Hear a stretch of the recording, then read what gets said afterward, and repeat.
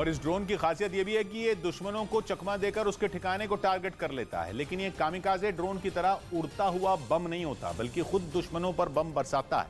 और दावा है कि पलक झपकते ही ये ड्रोन दुश्मन के बड़े बड़े टैंकों और तोपखानों को ध्वस्त कर सकता है। बताया गया कि घोस्ट ड्रोन दुश्मनों पर तेजी से और कम दूरी पर हमला करने में माहिर है। इसके साथ ही इसका पता लगाना या फिर इसे ट्रैक करना दुश्मनों के लिए काफी मुश्किल है। दावा है कि घोस्ट ड्रोन आत्मघाती स्विच ब्लेड ड्रोन नहीं है, लेकिन इसकी ताकत उससे भी कम नहीं। उधर रूस और यूक्रेन की जंग में प्रतिबंधों वाला खेल बंद नहीं हो रहा। रूस पर लगे प्रतिबंधों का जंग पर अब तक कोई असर नहीं दिखा, लेकिन ब्रिटेन ने रूस पर नए प्रतिबंध लगाए। इस बार ब्रिटेन ने रूस से आने वाले सामान पर भारी भरकम टैक्स लगाया और कई महंगी चीजों के इंपोर्ट पर बैन लगा दिया, जिसका रूस की सेहत पर तगड़े असर का दावा भी कर दिया गया। ब्रिटेन को लगता है कि उसके इस बार के प्रतिबंध बेहद सख्त हैं, ऐसे हैं जिनका रूस की सेहत पर सीधा असर होगा। पिछले प्रतिबंधों की तरह इस बार भी बैन रूस और बेलारूस दोनों पर लगाया गया। निशाना बनाया गया महंगी चीजों को, मसलन रूस से आने वाली चांदी, हीरे और कुछ बेशकीमती रत्न। इसके अलावा भी बैन वाली लिस्ट में कुछ चीजों के नाम हैं, जबकि ऐसी कई चीजें हैं जिनका कारोबार रूस और ब्रिटेन के बीच में होता रहेगा। लेकिन ब्रिटेन ने अब रूस से आने वाली चीजों पर इंपोर्ट ड्यूटी लगाकर उन्हें काफी महंगा कर दिया। हालांकि ब्रिटेन की तरफ से पहली बार रूस पर प्रतिबंध नहीं लगाए गए हैं, बल्कि इससे पहले भी ब्रिटेन ने रूस की कई बड़ी कंपनियों और बैंकों पर बैन लगाया था। लेकिन ब्रिटेन को लगता है कि इस बार के प्रतिबंध रूस को बैकफुट पर ला सकते हैं। इससे रूस को तगड़ा नुकसान हो सकता है। रूस और बेलारूस से ब्रिटेन की तरफ जाने वाली स्टील और लोहे से बनी चीजों पर पहले ही रोक लगाई जा चुकी है। ब्रिटेन ने इससे पहले भी रूस के बैंकों और कई कंपनियों पर प्रतिबंध लगाए थे। यूरोपियन यूनियन और अमेरिका के नक्शे कदम पर चलते हुए ब्रिटेन ने पुतिन पर भी बैन लगाया था। जवाब में पिछले हफ्ते पुतिन ने ब्रिटेन के प्रधानमंत्री बोरिस जॉनसन पर बैन लगा दिया था। इसके अलावा बोरिस जॉनसन के मंत्रिमंडल के कई मंत्रियों पर भी बैन लगाया गया था। माना जा रहा है कि रूस से होने वाले इंपोर्ट पर लगा बैन भी उसी की झुंझलाहट है। इसका रूस की सेहत पर बहुत बड़ा फर्क पड़ने की उम्मीद भी कम ही है। लेकिन ब्रिटेन का दावा है कि उसने ये बैन लगाकर रूस की फौज को यूक्रेन में किए जा रहे हमलों की सजा दी है और इन प्रतिबंधों से रूस से होने वाले करीब 1 बिलियन पाउंड के सालाना कारोबार पर असर पड़ेगा। मतलब रुपए में यह रकम करीब 10,000 करोड़ से भी ज्यादा है। लेकिन यह रकम रूस और ब्रिटेन के बीच हर साल होने वाली तेल और गैस की डील के मुकाबले काफी कम है। अलग अलग तरह के बैन के बावजूद ब्रिटेन ने अब तक रूस से तेल और गैस का इंपोर्ट बंद नहीं किया है, बल्कि कच्चे तेल की कीमतों में दुनिया भर में लगी आग की वजह से ब्रिटेन में भी लोगों का हाल बेहाल हो रहा है। खबर है कि नेचुरल गैस के लिए वहां के लोगों को पहले के मुकाबले 54% ज्यादा खर्च करना पड़ रहा है। हालांकि ब्रिटेन अपनी जरूरत के ज्यादातर नेचुरल गैस कतर और अमेरिका से लेता और केवल 8% गैस वहां रूस से आती है। लेकिन रूस से आने वाली 8% गैस पर भी ब्रिटेन बैन नहीं लगा पाया, जबकि तेल और गैस ही इस जंग में अब तक पुतिन की सबसे बड़ी ताकत साबित हुए हैं। जर्मनी जैसे यूरोप के सबसे ताकतवर देशों के लिए भी रूस की नेचुरल गैस बड़ी कमजोरी बनी हुई है और अब लगभग यही कमजोरी ब्रिटेन की भी दिख रही है। हालांकि बोरिस जॉनसन पूरी ताकत से दुनिया को यह बताने में लगे हैं कि पुतिन मानवाधिकारों की धज्जियां उड़ा रहे हैं, इसलिए ब्रिटेन रूस के खिलाफ सख्त से सख्त कदम उठाएगा। बोरिस जॉनसन तो पुतिन के खिलाफ घेरेबंदी करने में 2 महीने से लगे हैं। उन्होंने दावा किया कि G7 देशों के सामने भी यूक्रेन की जंग का मुद्दा लाया जाएगा। बोरिस के मुताबिक G7 देश मिलकर रूस के खिलाफ प्रतिबंध लगा सकते हैं। वहीं इस बार बोरिस जॉनसन के प्रतिबंधों और पुतिन के खिलाफ उनकी घेराबंदी से ज्यादा चर्चा कैवियार की हो रही है। ये खाने पीने की दुनिया की सबसे महंगी चीजों में शुमार की जाती है। इसका जिक्र उन चीजों की लिस्ट में है जिनके रूस से इंपोर्ट पर ब्रिटेन ने बैन लगाया है। कैवियार असल में एक स्टर्जन नाम की मछली के अंडे होते हैं। दिखने में ये बिल्कुल मोतियों की तरह दिखते हैं, लेकिन इनकी कीमत महंगे मोतियों से भी कहीं ज्यादा होती है। दिल्ली में चांदी करीब 70,000 रुपए में 1 किलो मिल रही है, लेकिन 1 किलो कैवियार की कीमत करीब 2.5 लाख से शुरू होती है। इतनी ज्यादा कीमत की वजह यह है कि स्टर्जन नाम की मछली 10 से 15 साल में एक बार ही अंडे देती है। हालांकि इन अंडों की सेहत के लिए अंडों को बहुत पोषक बताया जाता है। इनमें selenium, iron, zinc, calcium, magnesium और विटामिन का भंडार होता है। लेकिन इसकी ऊंची कीमत की वजह से इसे रईसों का खाना कहा जाता है, जिसे लोग टोस्ट या सैंडविच के साथ खाते हैं। हालांकि ब्रिटेन के नए बैन के बाद लोगों के लिए यह खाना वहां के रईसों की भी पहुंच से बाहर हो सकता है। इस बीच रूस और यूक्रेन में समझौते के लिए होने वाली बातचीत में यूके के प्रधानमंत्री बोरिस जॉनसन ने अड़ंगा डाल दिया। इतना ही नहीं, उन्होंने तो इस बातचीत के नाकाम होने की संभावना भी जता दी। क्योंकि बोरिस जॉनसन ने रूस के साथ बातचीत करने को मगरमच्छ के साथ चर्चा करने जैसा बताया। साथ ही आरोप लगाया कि बैठक के दौरान पुतिन का रवैया उस मगरमच्छ की तरह रहता है जिसके जबड़े में आपका पैर फंसा हुआ हो। ऐसे में जॉनसन को लगता है कि बातचीत के जरिए इस युद्ध के खत्म होने की उम्मीद काफी कम है। उनका यह बयान ऐसे वक्त में आया जब एक दिन पहले रूस ने ज़ेलेंस्की सरकार के सामने समझौते की नई शर्तें रख दी। बोरिस जॉनसन की नाराजगी की एक वजह रूस के विदेश मंत्रालय का बयान भी है, जिसमें उसने यूक्रेन पर समझौते की प्रक्रिया से भागने का आरोप लगा दिया। कंस्ट्रक्टिवной работе, यानी बैठक के लिए टेबल पर आने से पहले ही रूस और यूक्रेन के बीच फिर विवाद खड़ा हो गया।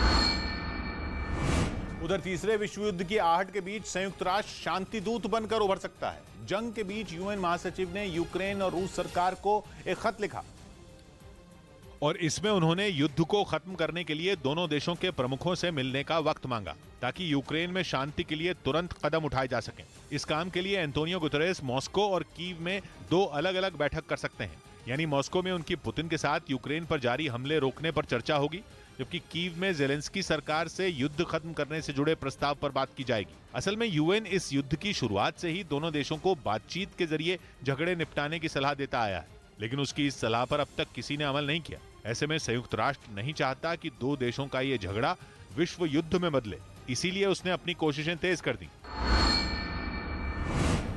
यूक्रेन ने एक वीडियो जारी कर रूस के टैंक को निशाना बनाने का दावा किया। बताया गया कि हमले के वक्त रूसी टैंक यूक्रेन की टुकड़ी से महज 5 किलोमीटर की दूरी पर था। इसके बावजूद यूक्रेन की तरफ से उस पर मिसाइल तान दी गई। वीडियो में रूसी टैंक कुछ हलचल करता दिखा, लेकिन यूक्रेन ने उसके टारगेट पर आने का इंतजार किया और जैसे ही वो निशाने पर आया उस पर मिसाइल दाग दी। इसके बाद हवा में एक आग का गोला रूसी टैंक की तरफ बढ़ता दिखा और जैसे ही मिसाइल ने अपने टारगेट पर हमला बोला, वहां जोरदार धमाका हो गया।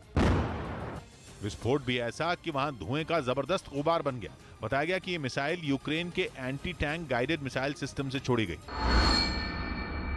इस बीच रूस की पूर्व जिमनास्ट अलीना कबाएवा फिर मॉस्को में नजर आई। अलीना कबाएवा को रूस के राष्ट्रपति पुतिन की गर्लफ्रेंड बताया जाता है और कहा जाता है कि पुतिन ने यूक्रेन के साथ जंग शुरू होने से पहले ही उन्हें स्विट्जरलैंड भेज दिया था।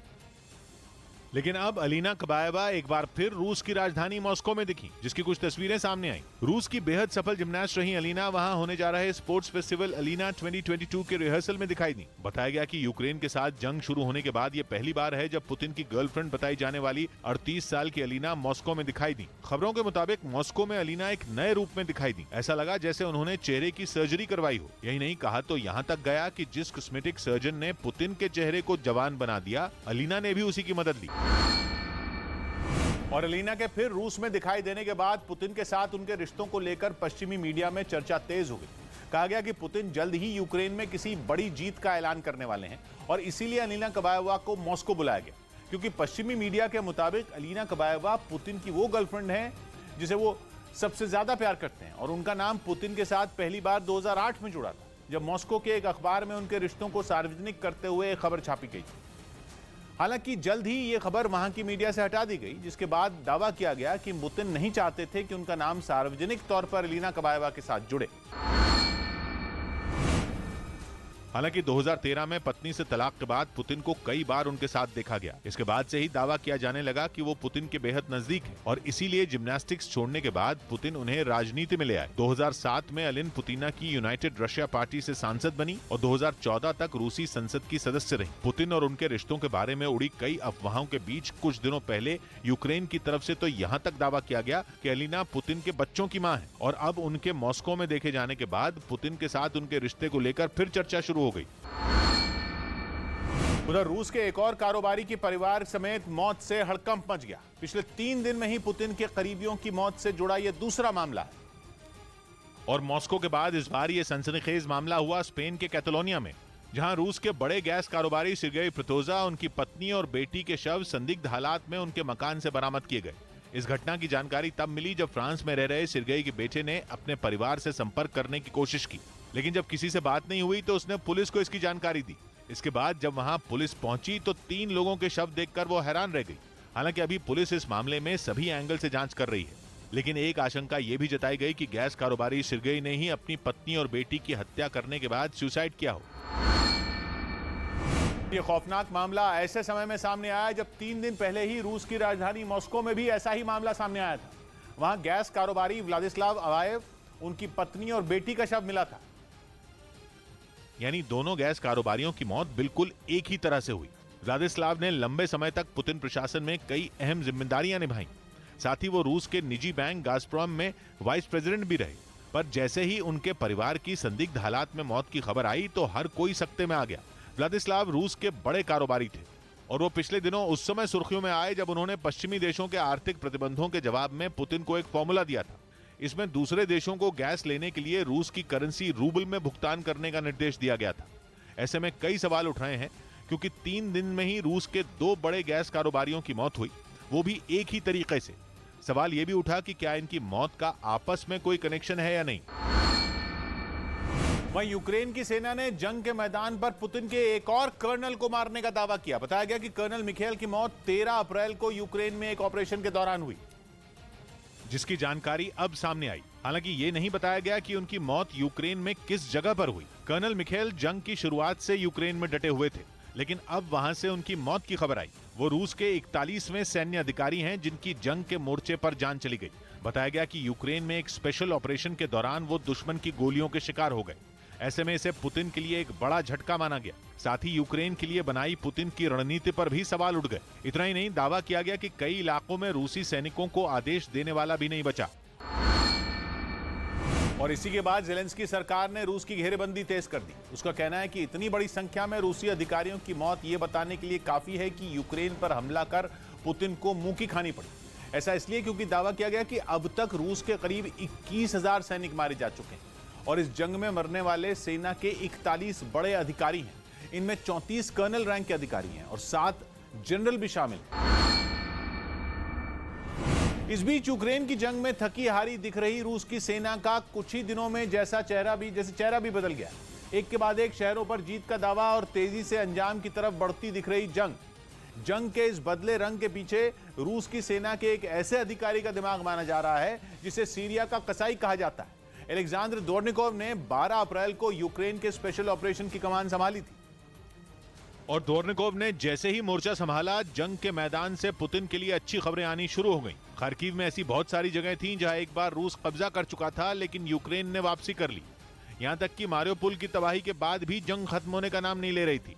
डोनेस्क और लुहांस्क में विद्रोहियों के समर्थन के बावजूद रूस जंग को नतीजे तक पहुंचा नहीं पाया था, बल्कि रूस अपने 30,000 से ज्यादा सैनिकों को खो चुका था। उन टैंकों और अलग अलग तरह के विमानों की कुल गिनती सैकड़ों में पहुंच चुकी थी जिन्हें यूक्रेन ने तबाह कर दिया था।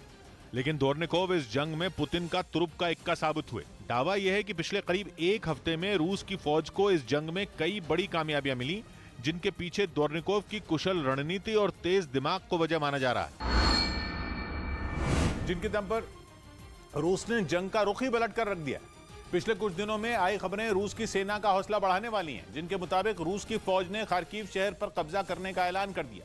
खार्किव यूक्रेन का दूसरा सबसे बड़ा शहर है। खार्किव रूस की सीमा के बिल्कुल पास है और जंग छिड़ने के बाद से ही रूस की फौज 2 बार शहर पर कब्जे का ऐलान कर चुकी है, लेकिन दोनों बार यूक्रेन की फौज ने शहर पर फिर से कब्जा कर लिया। यही हाल मारियोपोल का है। रूस की फौज ने अब जाकर मारियोपोल पर कब्जे का ऐलान किया, जबकि लंबे वक्त से वहां संघर्ष चल रहा था। ओदेसा और खेरसॉन में भी रूस के हमले तेज हुए हैं और माना जा रहा है कि अगले 1 हफ्ते में ये हमले किसी अंजाम तक पहुंच सकते हैं। रूस की फौज ने दावा किया है कि जिन शहरों पर रूस ने इस बार कब्जा किया है वो रूस के किले जैसे हैं। इस बार उन्हें रूस की पकड़ से छुड़ाना मुमकिन नहीं होगा। रूस की फौज ने तो दावा किया है कि पूर्वी यूक्रेन में उसके सैनिकों की संख्या यूक्रेन के सैनिकों से 3 गुना ज्यादा है। इसीलिए माना जा रहा है कि 9 मई तक रूस इस जंग को खत्म कर सकता है। 9 मई का दिन कुछ वक्त पहले भी सामने आया था। ये वो तारीख है जब रूस में हर साल जश्न मनाया जाता है। दूसरे विश्व युद्ध में नाजी जर्मनी ने 9 मई के दिन सरेंडर किया था। माना जा रहा है कि इस बार जब 9 मई को मॉस्को में विक्ट्री डे मनाया जाए, तब तक यूक्रेन की जंग खत्म हो चुकी हो।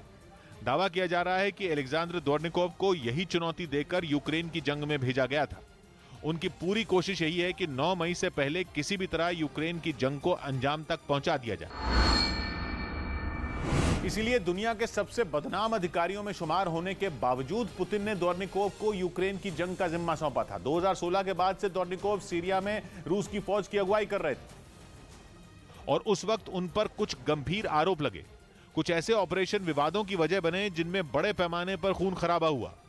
आम नागरिकों की हत्याएं भी उनकी अगुवाई में हुए ऑपरेशन के दौरान हुई। दावा यह है कि सीरिया में ऑपरेशन के दौरान उन्होंने आम लोगों के नुकसान की बिल्कुल परवाह नहीं की, भयंकर बमबारी और मिसाइलों से हमले किए।